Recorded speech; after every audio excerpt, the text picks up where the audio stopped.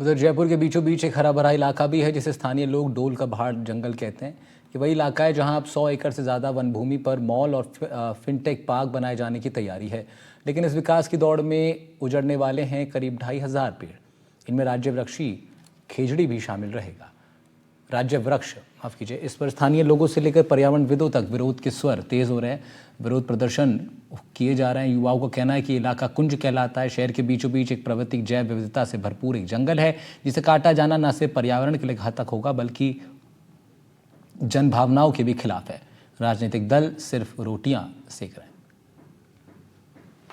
जयपुर के जिस जंगल को काटे जाने की योजना पर काम हो रहा है, ये तस्वीर उसी जंगल की है। डोलका बाड़ गांव 1980 के बाद जब इस इलाके में विकास परियोजनाओं की बात की गई तो कैसे समय के साथ रीको ने इसे एक्वायर किया। और जो तस्वीर आप देख रहे हैं ये रीको के फिनटेक पार्क के बोर्ड की है और उसके ठीक पीछे आप देखिए कैसे युद्ध स्तर पर काम चल रहा है और बड़ी संख्या में पेड़ काटे जा रहे हैं। ये समय के साथ विकास के पहिए की तस्वीर है जो हमारी जड़ों को काटने की कीमत पर बन रहा है। और हमारे साथ विशाल हैं। विशाल इंजीनियरिंग स्टूडेंट हैं और बहुत समय से इस क्षेत्र में काम कर रहे हैं कि कैसे डोलका बाड़ के जंगल को काटे जाने से बचाया जा सके। विशाल, जो तस्वीर हम देख पा रहे हैं जरा ब्रीफ कीजिए।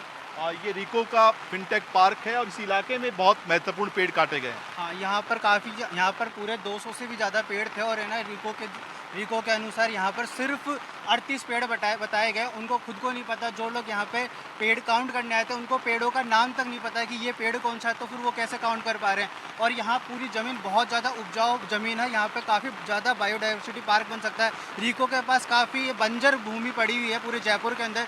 वो कहीं भी ये अपना वो बना सकते हैं पीएम यूनिटी मॉल। यहाँ पर आदिवासी लोग यहाँ पर आके अपना सामान बेचेंगे।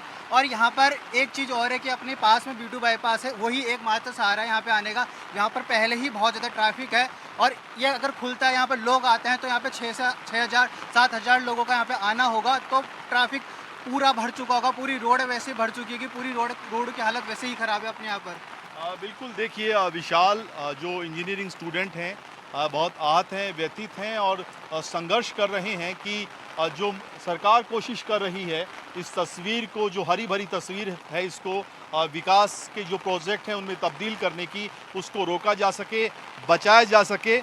सरकार के स्तर पर अभी कोई वार्ता ऐसी नहीं है, लिहाजा इन स्टूडेंट्स की जो मुहिम, इन युवाओं की जो मुहिम है वो जारी है। कैमरामैन निर्मल के साथ सुशांत पारीक, NDTV जयपुर। डोलका बाड़ इलाके में जिस जंगल को काटा जा रहा है वो तस्वीर आप मेरे पीछे देखिए। ये जंगल का भीतरी इलाका जहां पर इस वक्त हम खड़े हैं और इस इलाके में कई सारे पेड़ों को फिलहाल रीको का जो काम चल रहा है उसके तहत काटा जा चुका है। लिहाजा थोड़ा सा ये खुला खुला एरिया आपको दिखाई दे रहा है, वरना ये पूरा 100 एकड़ का क्षेत्र जिसमें से 2500 पेड़ काटे जाने की सरकार की प्लानिंग है। और सरकार की अपनी दलील है। सरकार का कहना है कि बाकायदा टेंडर प्रक्रिया के जरिए रीको ने पूरा काम किया है और उसी के तहत कंस्ट्रक्शन वर्क जितना करवाया जा सकता है वो करवाया जाएगा। नियमों की पालना की जाएगी, बदले में दूसरे पेड़ भी लगाए जाएंगे। लेकिन जिस तरह से हम यहाँ की संघर्ष समिति जो युवा मिलकर विरोध कर रहे हैं उनकी दलीलें अपनी जगह हैं। और इस इलाके में अलग अलग जो प्रजातियां कहें, अलग अलग जो वर्ग हैं उस कैटेगरी के पेड़ हैं जिसमें खेजड़ी जो राज्य वृक्ष भी है वो भी यहाँ पर बड़ी संख्या में है और उनको काटे जाने की नौबत भी यहाँ पर है। और आप जब ये पूरा इलाका देखेंगे, ये सांगानेर एयरपोर्ट के आसपास का इलाका जो रिहाइश के बीचों बीच अभी शामिल हो गया है।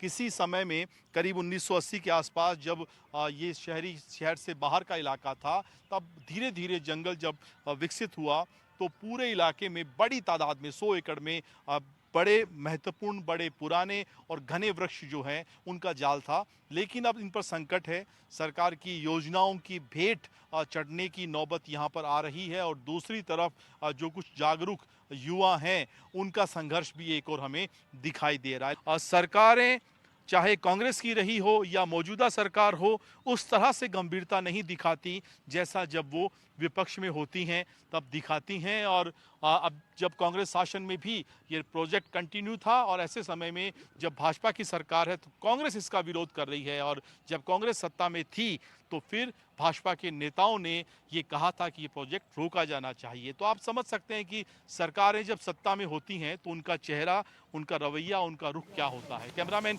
निर्मल के साथ सुशांत पारिक, एनडीटीवी, जयपुर।